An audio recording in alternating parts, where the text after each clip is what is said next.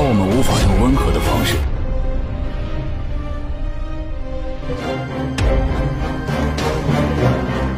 地球者，出！ Halo gengs, gimana kabarnya? Seperti biasa, Bang Panjul selalu mendoakan agar kondisi wifi para tetangga kalian masih pada aman, agar kalian semua bisa terus menonton alur cerita Donghua, tanpa harus repot beli kuota. Dan pembahasan kali ini, Bang Panjul akan sedikit membahas spoiler atau bocoran dari alur cerita Swallowed Start, episode 91, yang tentunya, pembahasan ini diambil berdasarkan versi novelnya, yang sudah pasti gambar serta suara video tidak akan sama, karena gambarnya sendiri, diambil dari potongan-potongan video episode yang sudah rilis. Dan seperti biasa, jika kalian suka dengan channel ini, silahkan like dan subscribe, biar nggak ketinggalan cerita menarik dari Donghua lainnya. Pada cuplikan episode sebelumnya, Luo Feng yang telah melakukan perjalanan ke planet Mars, seketika terkejut saat melihat sebuah bangunan menyerupai piramida, yang ternyata adalah sebuah tambang tua terbengkalai dan sudah tak berpenghuni.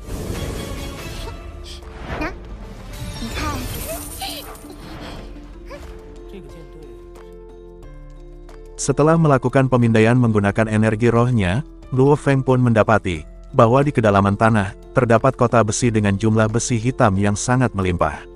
Babata yang mengetahui betapa berharganya logam tersebut, ia pun dengan cepat melesat masuk melalui terowongan yang mengarah langsung ke kedalaman tanah. Saat mulai menyusuri terowongan, Babata berkata, bahwa sepertinya, tambang itu tidaklah sesederhana yang mereka lihat, karena ternyata, 9 menara yang berbentuk piramida itu adalah menara energi, yang memiliki fungsi untuk memblokir sistem pemindaian, namun hanya menyelimuti area tertentu saja. Dan mungkin, di wilayah yang tak bisa aku pindai terdapat sesuatu yang berharga, kata Babata. Tak berselang lama, Luo Feng pun berhenti dan mendarat di sebuah tempat, dengan beberapa dinding yang ditutupi lumpur dan debu. Yang ternyata, di balik lumpur itu terdapat sebuah pintu besar, yang menghubungkan terowongan dan kota besi.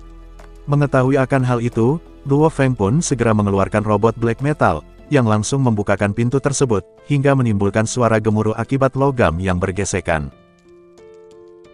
Namun tiba-tiba, saat pintu mulai terbuka, seketika muncul 7 pancaran cahaya putih yang menyilaukan, yang dengan cepat melesat langsung ke arah tubuh robot logam, hingga membuat robot tersebut terpental ke dinding terowongan. Sial, ternyata sistem keamanan di kota besi ini masih beroperasi, umpat Luo Feng yang sangat terkejut. Karena sebelum membuka pintu besi itu, Luo Feng telah memindai area sekitar menggunakan kekuatan mentalnya, dan tidak menemukan satu pun bentuk kehidupan. Dan jelas, mendapat serangan tiba-tiba seperti ini, membuat Luo Feng sedikit syok. Di sela itu Babata berkata, Luo Feng, 9 menara energi yang menopang kota ini masih beroperasi normal, hingga membuat kota besi ini tetap dapat beroperasi, bahkan dengan semua manusia yang mati, pekerjaan dan keamanan di kota besi ini masih belum hilang. Jadi untuk menjaga kemungkinan terburuk, maka kita harus menghancurkan semua menara energi, dengan cara menerobos menggunakan sulur kontak awan milikmu, yang saat ini telah berada di tingkat penjelajah bintang level 9, ucap Babata. Baiklah, ucap Luo Feng, yang langsung melesat di depan robot logam, sembari menahan satu sinar laser dan terus melesat masuk. Walaupun saat itu keadaan kota sangatlah gelap, namun dengan pemindaian energi rohnya, Luo Feng pun segera menyadari, tiap bangunan di dalam kota itu memiliki kepadatan yang sangat tinggi. Luo Feng kita kaya, karena ternyata hampir seluruh kota ini terbuat dari besi hitam, ucap Babata, lalu kembali berkata.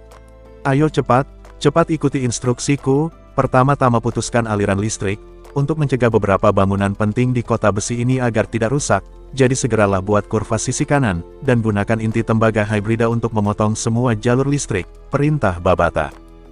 Mendengar ucapan itu, Luo Feng yang telah dibalut baju besi berwarna merah darah pun, segera memotong pipa-pipa di depannya menggunakan inti tembaga hibrida.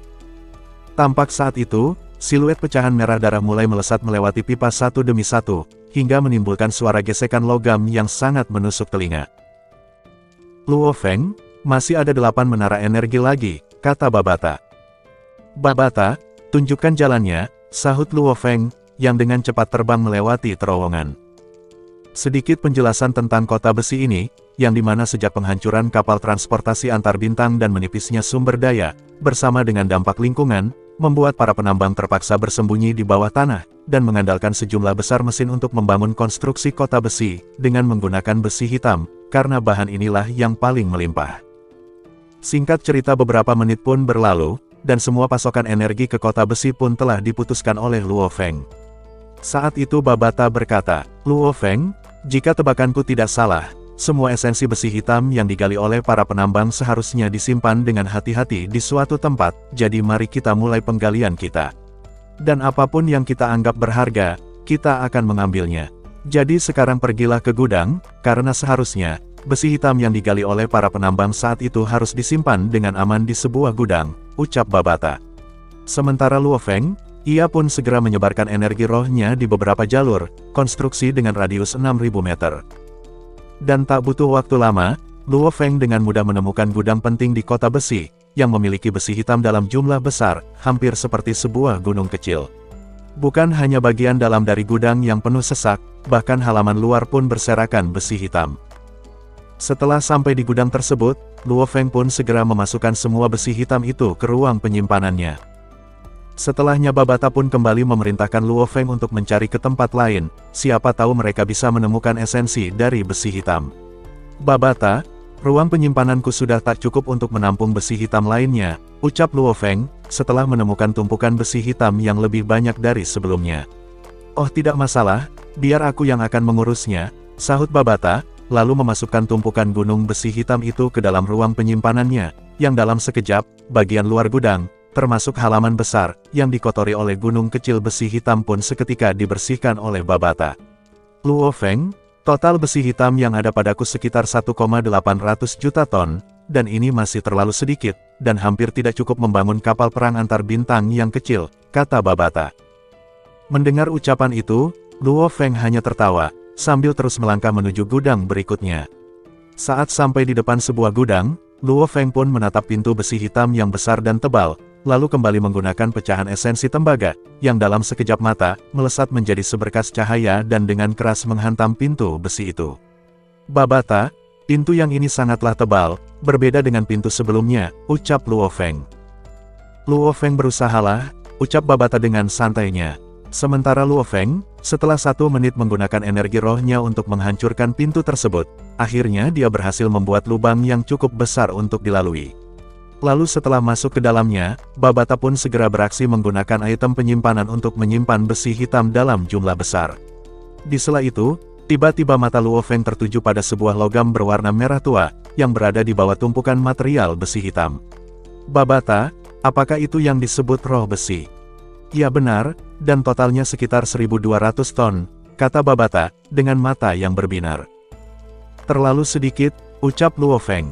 "Hal itu dikarenakan Golden Hornet Behemoth saat ini dapat menelan sekitar 100 ton logam kelas B8 setiap harinya, yang berarti, jumlah roh besi hitam ini hanya cukup untuk 10 hari. Singkat cerita, setelah mengumpulkan semua besi hitam lainnya dari gudang, Luo Feng pun tampak dongkol, karena tak lagi menemukan roh besi hitam. Saat itu dia berkata, "Sepertinya akan sulit untuk menaikkan level Golden Hornet Behemoth, karena roh besi hitam di sini sangat kecil," ucap Luo Feng sembari menggelengkan kepala. Lantas Babata pun berkata, "Luo Feng, dari garis keturunan elit di antara binatang luar angkasa, semuanya sangat kuat, terutama binatang api yang menelan bintang, yang untuk meningkatkan kekuatannya, monster jenis ini harus menelan bintang. Tapi sebagai binatang bertanduk emas mungkin kamu tidak menelan bintang, tetapi persyaratanmu juga masih sangat berat, tapi ini belum seberapa. Nanti ketika kamu mencapai tingkat Tuan Sektor, kau akan menelan logam kelas E, yang bahkan Master Planet Yunmo, akan bangkrut jika harus memberimu makan," ucap Babata, membuat Luo Feng memaksa tertawa, lalu mulai kembali melakukan pencarian. Dalam pencarian di kota bawah tanah yang luas itu, Luo Feng kadang-kadang menemukan potongan-potongan kecil roh besi hitam, di dalam tempat tinggal yang telah terdegradasi, yang sudah jelas benda itu disimpan oleh para penambang. Sampai tak terasa, pencarian Luo Feng sampai di sebuah ruang bawah tanah yang sangat kotor, dengan pintu yang ditutupi debu. Saat Luo Feng menendang pintu tersebut, spontan ia pun kaget, saat melihat warna asli pintu yang berwarna merah tua. "Ya dewa apa, jika pintunya saja sudah terbuat dari roh besi hitam, bagaimana dengan yang ada di ruang bawah tanah ini?" ucap Luo Feng. Sementara Babata, tanpa banyak bicara, ia pun langsung memasukkan pintu tersebut ke ruang penyimpanannya.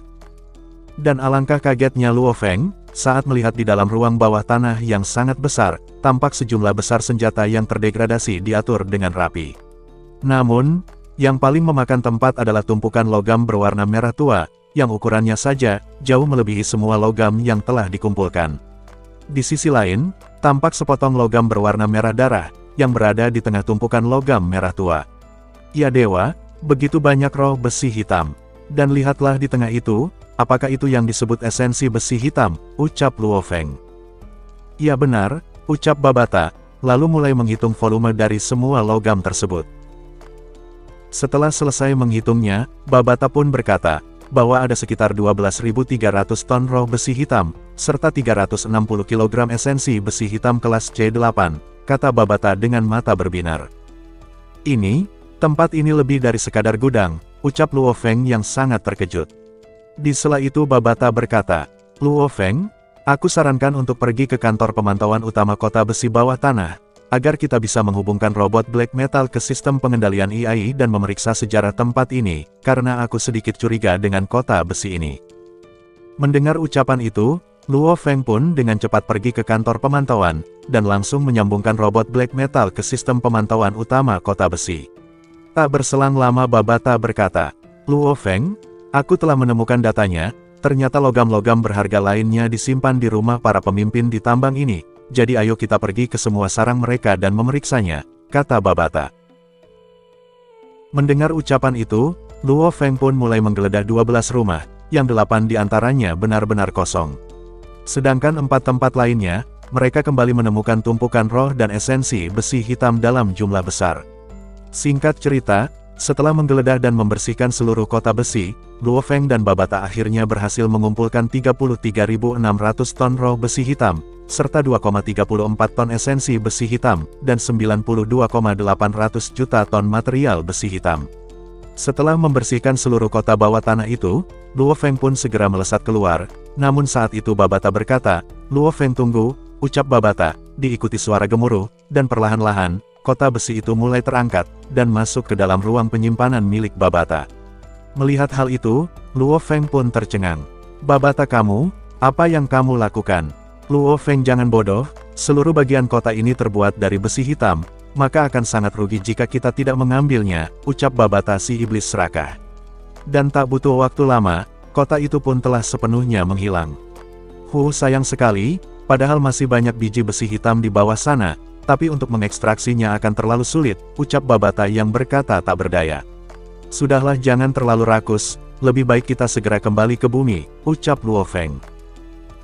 Di sisi lain, di ruang angkasa tenang yang jauh dari bumi, tiba-tiba, ruang tenang itu seketika terlihat melengkung, diikuti munculnya sebuah kapal berbentuk cakram berwarna abu-abu keperakan, dengan 8 anggota kru yang mengenakan seragam pertempuran abu-abu perak, bertelinga lancip, serta seorang kapten dengan pupil merah yang bersinar. Apakah ini alien, ataukah predator bulan? Nantikan di pembahasan berikutnya, karena itulah guys, ending dari bocoran Donghua Swallowed Star, episode 91.